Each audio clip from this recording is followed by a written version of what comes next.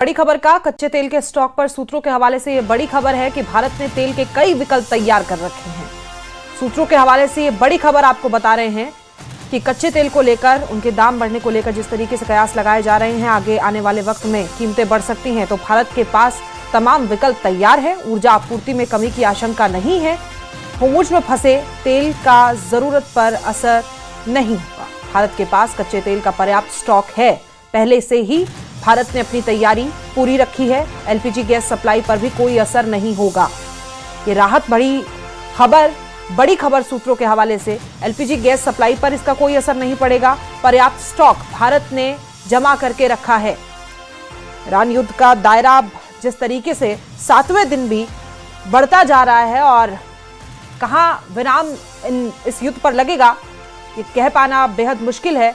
और ऐसे में तेल से भरे टैंकरों पर, जहाजों पर जिस तरीके से हमले किए जा रहे हैं, उसके बाद से सूत्रों के हवाले से बड़ी खबर सामने आई है कि भारत के पास पर्याप्त तेल है। विकल्प पहले से ही तैयार किए गए। ऊर्जा आपूर्ति में कमी की आशंका नहीं है। ये बहुत बड़ी राहत भरी खबर है। जितने भी होर्मुज में फंसे तेल की जरूरत पर कोई इसका असर नहीं पड़ेगा और भारत के पास कच्चे तेल का पर्याप्त स्टॉक पहले से ही है।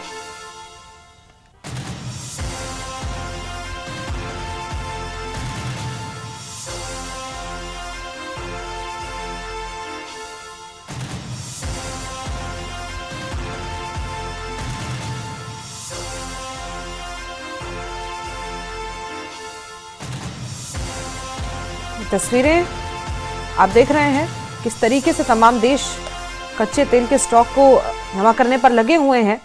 और साथ ही तस्वीरें एलपीजी गैस सिलेंडर की भी, क्योंकि युद्ध के हालात जब बनते हैं, कहीं ना कहीं कयास ये भी है कि तीसरा विश्व युद्ध होने वाला है, आशंका है।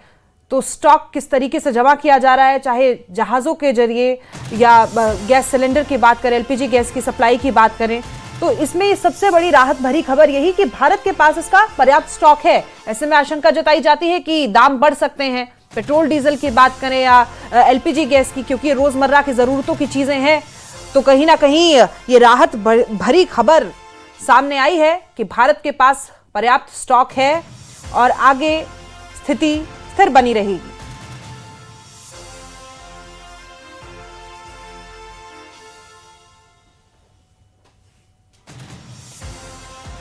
पल्लवी खुश न्यूज 18 से हमारे साथ बनी हुई है। पल्लवी, ये बहुत बड़ी राहत भरी खबर है, क्योंकि युद्ध तो रुकने का नाम नहीं ले रहा है, लेकिन लोगों को डर था। लेकिन ये सूत्रों के हवाले से खबर है, कितना माने कि कॉन्फिडेंस में इस खबर को हम ले पल्लवी?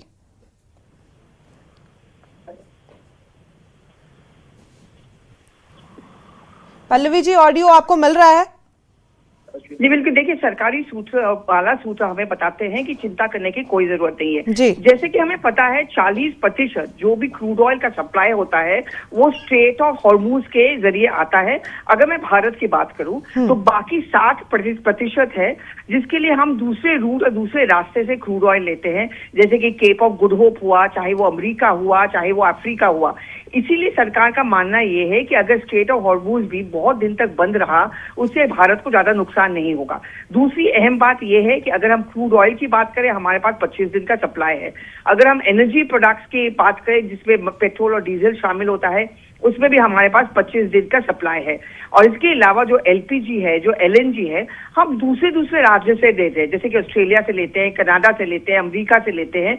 इसलिए गल्फ में जो हो रहा है उससे हम लोगों को कोई सप्लाई में नुकसान नहीं होगा।